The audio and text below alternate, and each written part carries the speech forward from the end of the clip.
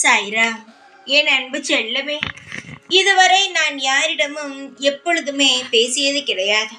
நான் எப்பொழுதுமே அமைதியானவன் என்று எல்லோரும் நினைக்கிறீர்கள். நான் கேட்டால் பதில் சொல்வது கிடையாது என்று நினைக்கிறீர்கள். நான் எந்த இடத்தில் அமைதியாக இருக்க வேண்டும் என்று தெரியும். எந்த இடத்தில் கோபமாக இருந்து அனைத்து தீய சக்திகளையும் ஓட்ட வேண்டும் என்றும் எனக்கு தெரியும். எல்லா நேரமும் நான் கோபமாகவும் இருக்க மாட்டேன். எந்த ஒரு விஷயமும், அதாவது தவறாக நடக்கும் விஷயத்தை பார்த்து கொண்டும் அமைதியாகவும் இருக்க மாட்டேன். எனக்கு எடுத்தவுடன் கோபம் வரும். ஆனால் ஒன்று சொல்கிறேன், எது தப்போ அந்த இடத்தில் நான் தட்டி கேட்பேன். அதுவே நல்ல இடத்தில் நானும் அங்கு சந்தோஷமாக இருப்பேன். நான் காவல் காக்கும் தெய்வம்தான். ஆனால் நிச்சயமாகவே ஒவ்வொரு நாளும் உன்னையும் காவல் காத்து கொண்டு தான் இருக்கிறேன். உனக்கு யாரோ ஏதோ செய்து விட்டார்கள் என்று நினைக்கிறாய்.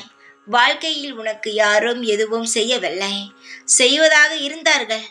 ஆனால் அவர்களையே நான் ஆளில்லாமல் ஆக்கிவிட்டேன். நான் ஒன்று சொல்கிறேன், உன்னை எந்த ஒரு காலமும் எந்த ஒரு தீய சக்தியும் நெருங்கவே முடியாது. புரிகிறதா? நீ என்னுடைய பிள்ளை. உன்னுடைய வாழ்க்கையில் இருக்கும் அனைத்து கஷ்டங்களையும் எடுக்கத்தான் வந்தேனே தவிர மற்றவர்கள் ஏதாவது செய்யும் விஷயத்தை பார்த்து கொண்டே இருக்க நான் வரவே இல்லை. யார் உனக்கு எது செய்தாலும் அதை அவர்கள் திரும்பி அனுபவித்து விடுவார்கள். ஏனென்றால் நீ யாருக்கும் எந்த ஒரு தீங்கும் செய்யவில்லை. யாரும் வீணாக போக வேண்டும் என்று நினைத்து எந்த ஒரு தவறான ஒரு செயலையும் செய்யவில்லை.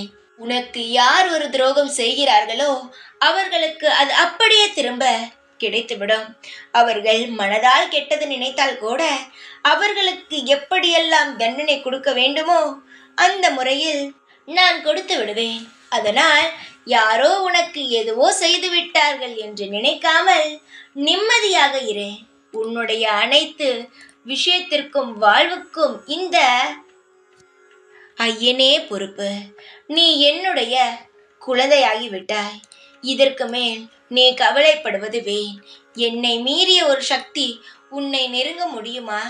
உன்னை தான் நான் நெருங்க விட்டு விடுவேனா? நீ எவ்வளவு பெரிய சக்தி வாய்ந்த இடத்தில் இருக்கிறாய் என்பதை நீ இன்னும் புரிந்து கொள்ளவில்லை. புரிந்து கொள்வாய். உனக்கு இன்னும் அதிகமான நேரங்கள் உள்ளது. அதனால் நீ என்னை இன்னும் சிறிது நாட்களுக்குள் இந்த ஐயன் யார் என்பதை நீ புரிந்து கொள்வார். தங்கமே, என்னை அப்பாவாகவோ அம்மாவாகவோ இல்லை ஐயாவாகவோ ஒரு மரியாதையான இடத்தில் நீ என்னை வைத்து பார்க்கும் பொழுது நான் உன்னை அந்த இடத்திலிருந்து நான் உன்னை தூக்கி விடுகிறேன். என்னை எப்படி வேண்டுமானாலும் பாருங்கள். நான் எப்பொழுதும் உங்களை குழந்தையாகத்தான் பார்ப்பேன். நீ என்னுடைய பிள்ளை, நான் உன்னுடைய உறவு. இது எப்பொழுதும் என்னாலும் நிலைத்தபடி இருக்கும். யாராலும் இதை எதுவும் செய்ய முடியாது. என்னுடைய கருணை பார்வையானது உன் மீது பட்டு கொண்டே இருக்கும்.